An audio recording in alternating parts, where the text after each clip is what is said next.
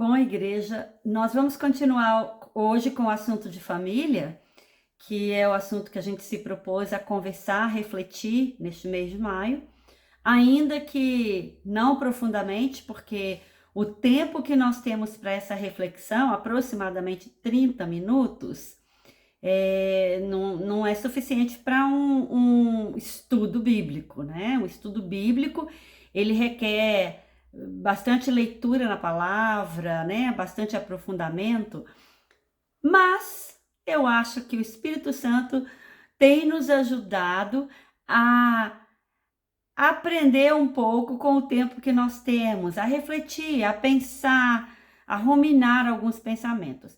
E hoje eu gostaria de focalizar o assunto da filiação. Sim, porque todos somos filhos. De alguma forma, todos nós, né? De alguma forma, não. De uma única forma, todos nós nos tornamos filhos. E a nossa filiação aqui na Terra, nossos pais, né? Pai, mãe e tal, ela tem o propósito de refletir uma filiação eterna. Ou, em outras palavras, aqui com a nossa família, nós estamos, é um berçário, é um local onde nós aprendemos ao longo da nossa vida a participar de forma verdadeira, de forma profunda, de forma eterna, como ser filhos, como ser participantes da família de Deus, sendo Ele o nosso Pai. E a Bíblia diz que Jesus é o nosso exemplo de filiação. É com Ele que nós aprendemos como é ser filho. Como é ser filho aqui na terra, mas principalmente como é ser filho de Deus. João 6:38 diz: porque eu desci do céu não para fazer a minha própria vontade, mas a vontade daquele que me enviou.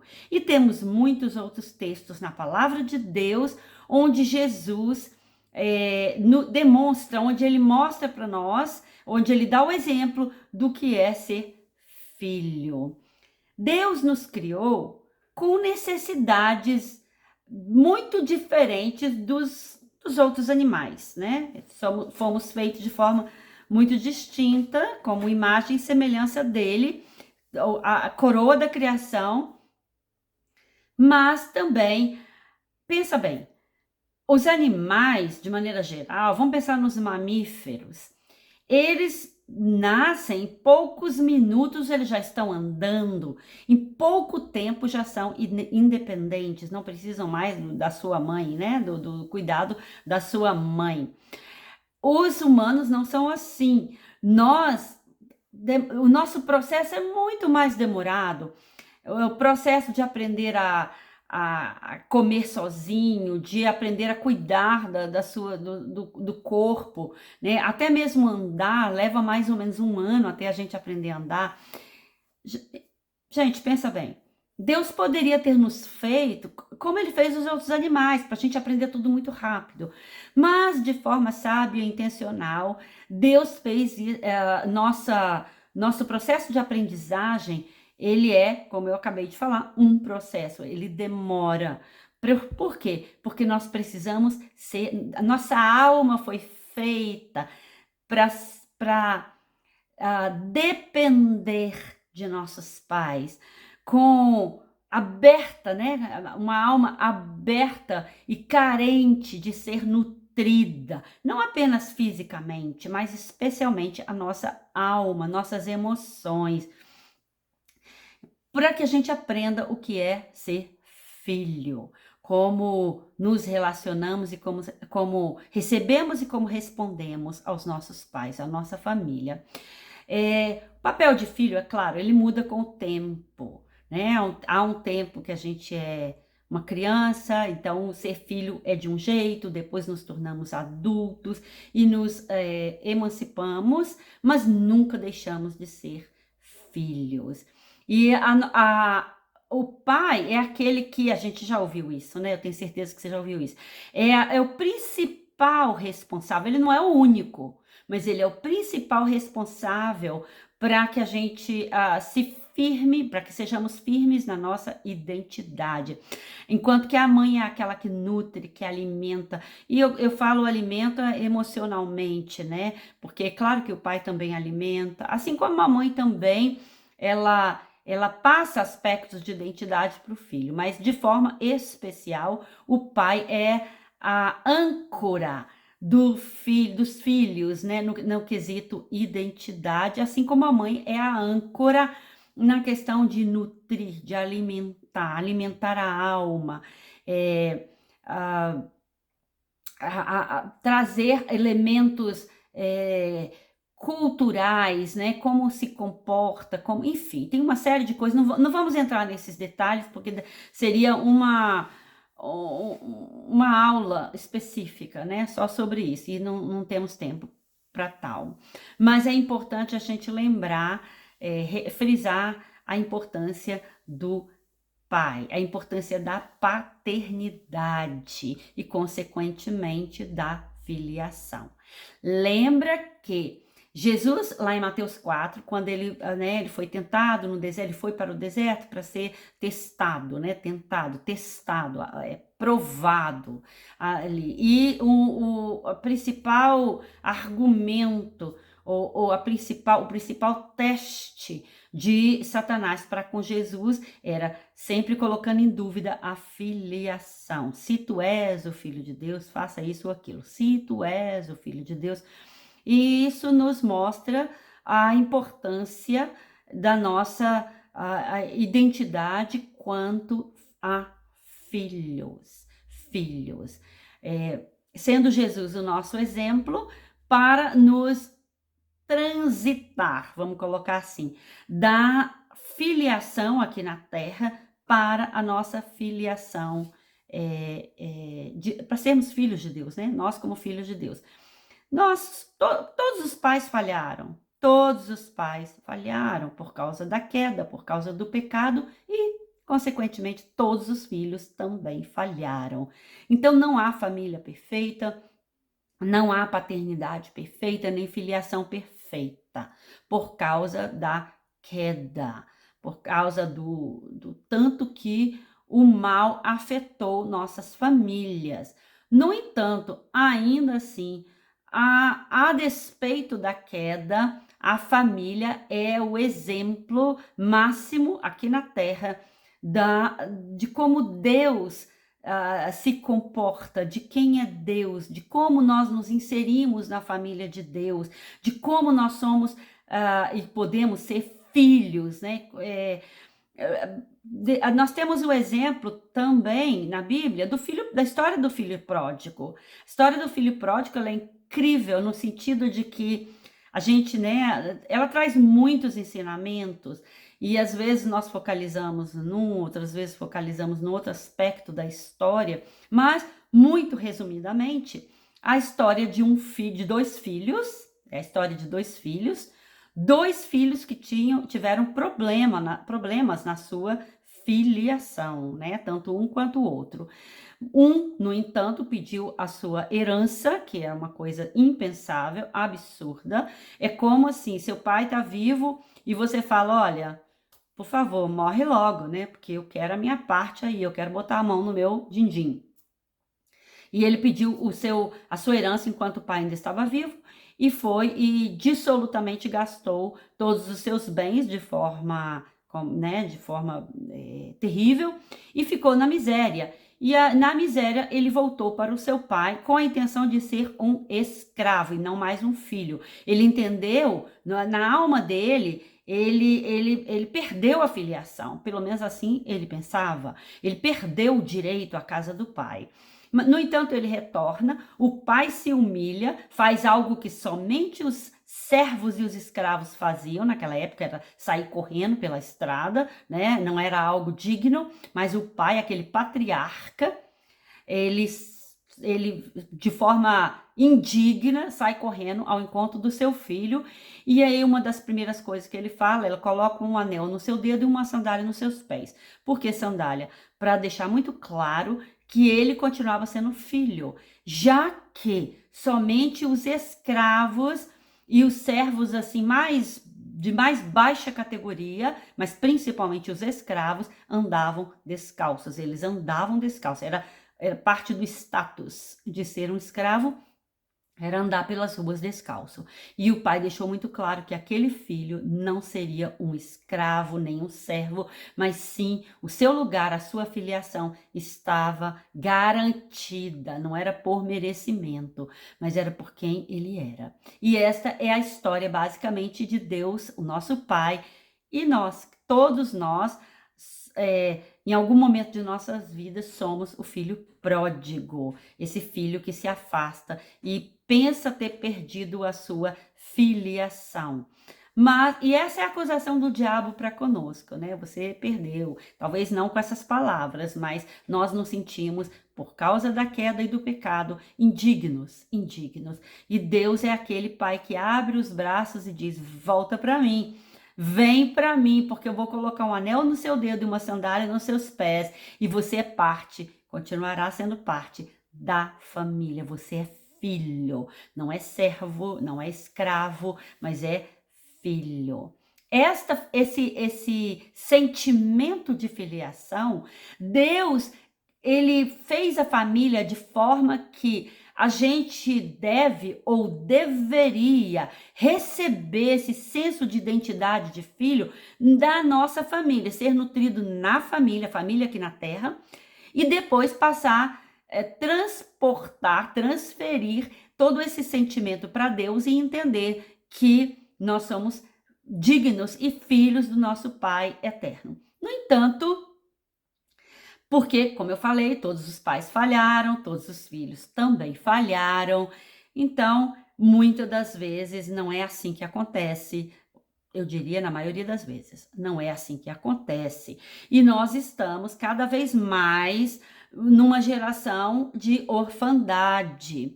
A orfandade veio desde a queda, mas ela tem se intensificado ao longo dos séculos, dos milênios, por conta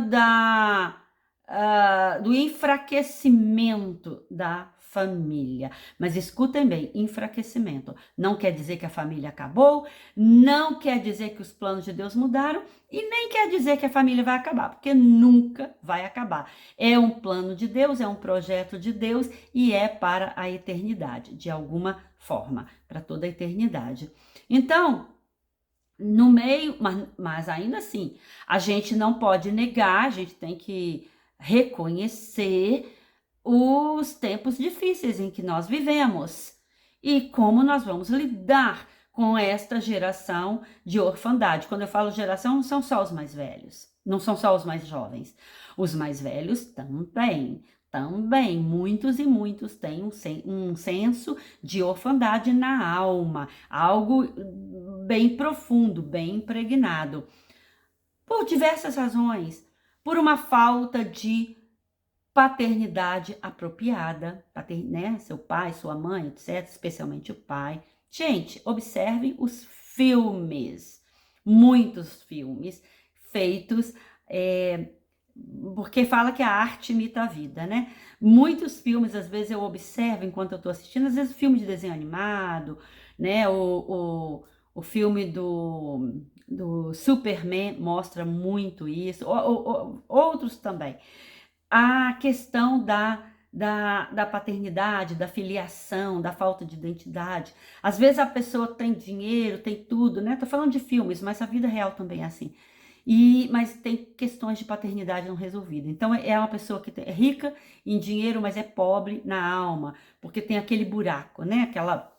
Aquela ferida. Então a orfandade, ela vem tanto por conta de uma falta de uma paternidade apropriada, mas ela também vem por conta dos nossos próprios pecados. Gente, nem tudo é culpa do meu pai, da minha mãe.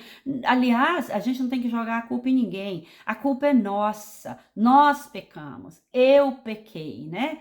E eu careço da glória de Deus. Por isso que Jesus veio, morreu pelos nossos pecados, né? E deu o exemplo do que é viver uma vida vitoriosa, dizendo que é possível superar pela graça dele, por conta do sangue derramado, por conta do que ele fez e do que ele mostrou, é possível superar, levantar e ir caminhar em vitória. Senão, a morte, a ressurreição de Jesus não teria significado, né? Se a gente tem que viver sempre naquela lama e naquela ferida de meu pai fez isso, minha mãe fez aquilo, meu pai me abandonou, meu pai foi um mau pai, minha mãe foi uma mãe má, ou isso aqui. Não, não é assim.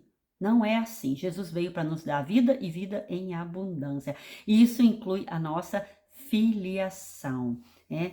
Então, mas a gente tem que entender que todos os pais falharam, todos os filhos falharam também, e por causa dos nossos pecados, coisas que Deus não planejou acontecem. Filhos fora do casamento, filhos que foram abandonados por seus pais. Eu tenho um amigo especial que ele fala assim: meu pai, num domingo, eu era uma criança, ele saiu para comprar alface, porque a mãe pediu, compra alface para fazer a salada do almoço de domingo. Ele foi comprar alface e nunca mais voltou, né? Foi embora, abandonou a família ali. Então ele faz disso até uma piada, assim, uma piada amarga, né? Mas a gente hoje, ele já é um adulto, um homem mais velho, idoso já, mas a gente até ri com ele, né? Ele fala, meu pai foi comprar alface, mas ele tem uma história bonita, que no final da vida do pai dele, o pai dele morreu de uma doença incurável, ele resgatou aquele relacionamento, ele cuidou do pai dele no final da vida, ele perdoou, então houve uma... eu não vou dizer uma restauração, porque não dá para voltar aquilo que foi perdido, mas houve uma redenção, né? E Deus não planejou abusos, Deus não planejou nada disso, não é a vontade de Deus, não é. Algumas pessoas até falam assim, por que Deus permite? Gente, não é que Deus permite, Deus não permite, mas ele deu livre-arbítrio. Então, a permissão é no sentido de que ele deu livre-arbítrio, ele permitiu o livre-arbítrio. O livre-arbítrio leva as pessoas a fazer um tanto de males neste mundo, né? Abuso de criança, todos os tipos de abuso, né? Todo físico, emocional, sexual, e não tem nada pior, nada que distorce mais a identidade, a alma de um ser humano, quanto o abuso que acontece na época da infância, né? Porque nós estamos ainda em formação, então tudo entra para dentro da nossa alma com muita profundidade. É possível sermos curados? Sim, é. Mas as cicatrizes ficam, né? Não é possível apagar tudo o que aconteceu.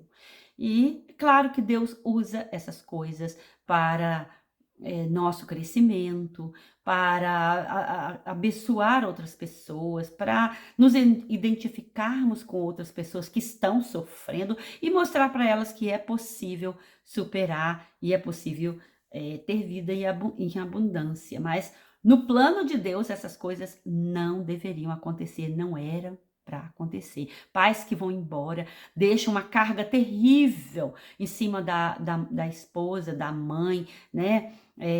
Isso eu não estou nem falando de viuvez, porque viuvez não marca tanto quanto o abandono. A morte é um mal menor do que o abandono. O abandono, ele traz um senso de insegurança muito grande, de rejeição. A morte não traz a rejeição, porque é algo que ninguém pode fazer nada, né? Então, e a criança, ela entende isso de alguma forma. E aí, porque todos falharam e porque todos nós temos algum tipo de orfandade, ou viemos com algum tipo de orfandade na alma, por conta da queda e do pecado. E a gente vai acertando com Deus quando nós o conhecemos. E ele vai nos ajudando a fechar essas feridas, né? No entanto, algumas pessoas, elas têm um senso de orfandade muito maior, muito mais intenso, muito mais forte. Isso depende não somente do grau da ferida, depende muito também da personalidade da pessoa. Às vezes nós somos criados no mesmo lar, no mesmo ambiente, mesmo pai, mesma mãe, E alguns irmãos são bem feridos e outros não.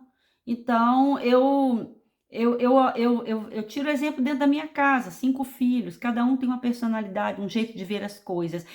No meu olhar, eu falo, ai, foi maravilhosa a minha infância, meus pais foram muito bons, e isso e aquilo e tal. Eu tenho esse olhar para o meu passado, mas alguns dos meus irmãos não têm o mesmo olhar, não tem a mesma percepção do meu pai, da minha mãe, nem do ambiente. E nós fomos criados na mesma casa.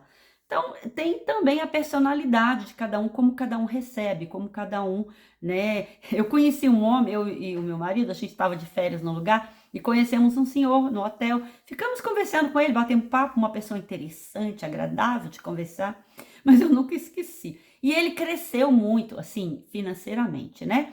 Veio do nada e ganhou bastante dinheiro e tal. Aí ele falou pra gente assim: eu dou graças a Deus pelo meu pai, que nunca me deu nada, nunca fez nada por mim, né? Me largou lá, mas eu dou graças a Deus que por conta disso eu me levantei, eu ergui, eu batalhei e eu consegui tudo que eu tenho. Depois eu e o meu esposo ficamos comentando e achando engraçado, porque da mesma forma que esse homem, ele olhou dessa maneira, né? Graças a Deus, meu pai não fez nada por mim, me abandonou, me largou lá e eu tive que me virar e eu construir a minha vida. Outras pessoas, não sei se ele tem irmão ou não, mas talvez já olharia diferente e falasse: ah, por culpa do meu pai, que nunca fez nada por mim, eu não tenho nada. Hoje eu sou um ninguém por culpa do meu pai. Então, o que eu quero dizer é que nós não podemos colocar a culpa nos nossos pais por nada.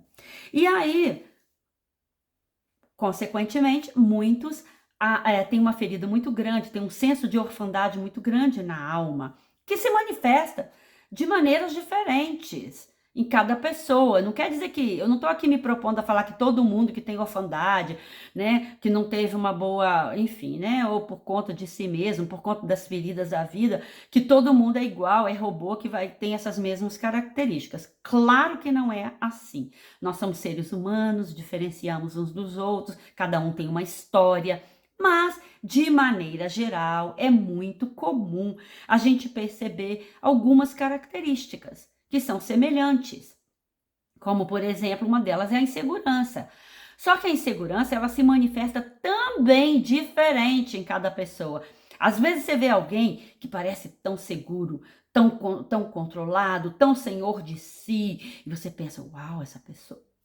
Às vezes aquilo é uma maquiagem para esconder uma grande insegurança que tem lá dentro, né?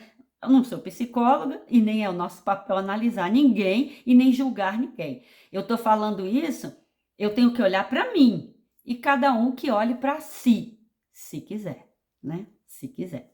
E a insegurança, ela cria algumas características, algumas pessoas, por conta da insegurança, tem um desejo, uma necessidade muito grande de controle. Então, tem que controlar, tem que ter o domínio das situações, domínio do ambiente. Gente, nem Deus controla. Esta é uma lição que quanto mais cedo a gente aprender, mais felizes nós seremos. Não temos que controlar nada.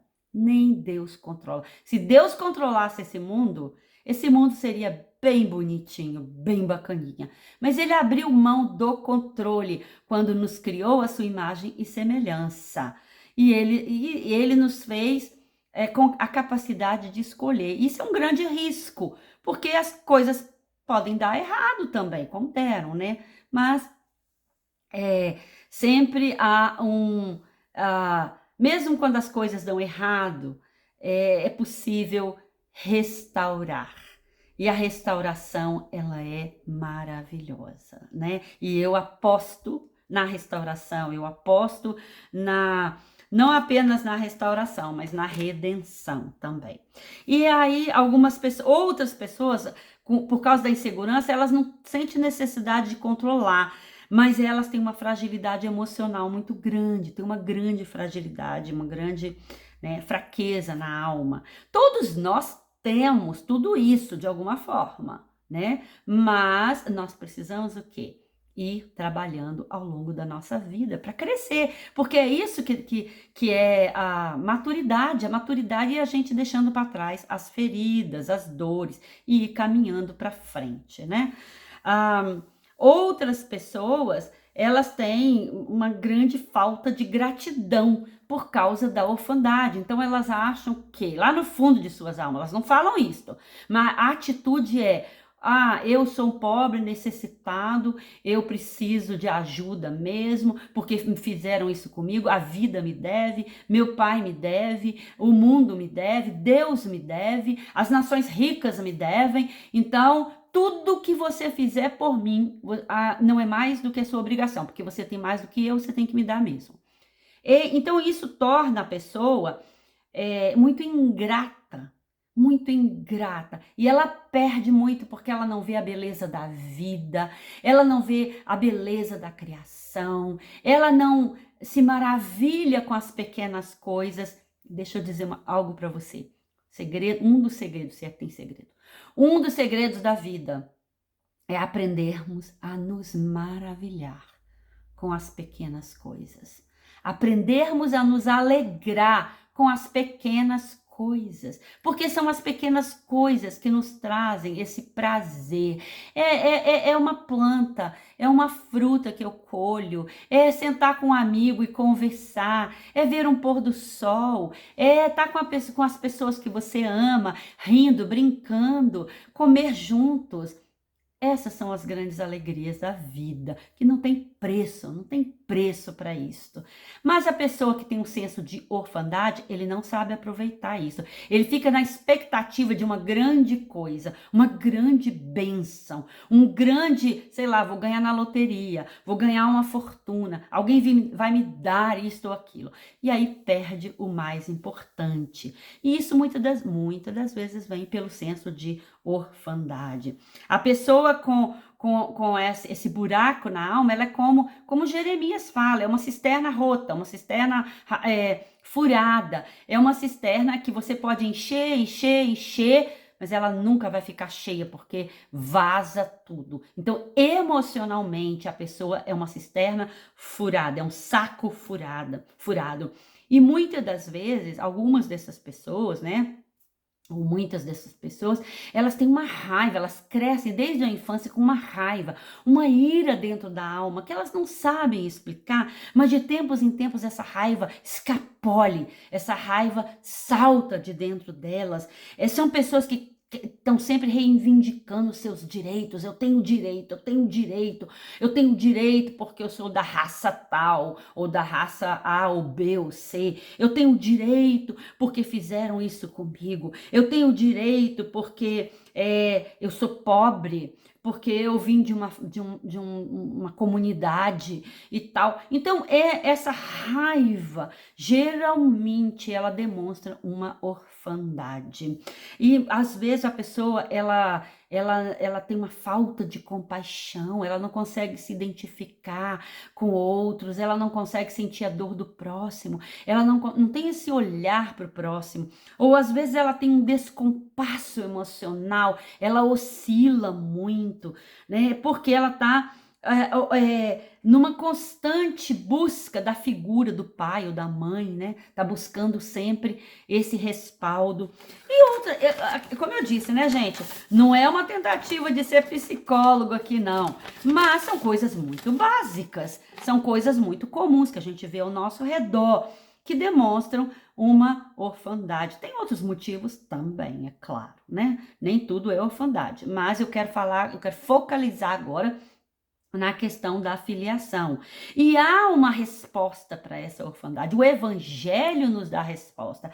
Aliás, o Evangelho nos dá resposta para tudo aquilo que é realmente importante na nossa vida, para que nós vivamos bem. Basicamente, é o entendimento e a aceitação da obra de Cristo. Ele veio para nos ensinar como ser filhos. Como ser filhos em plenitude. Ele veio para nos trazer esta vida.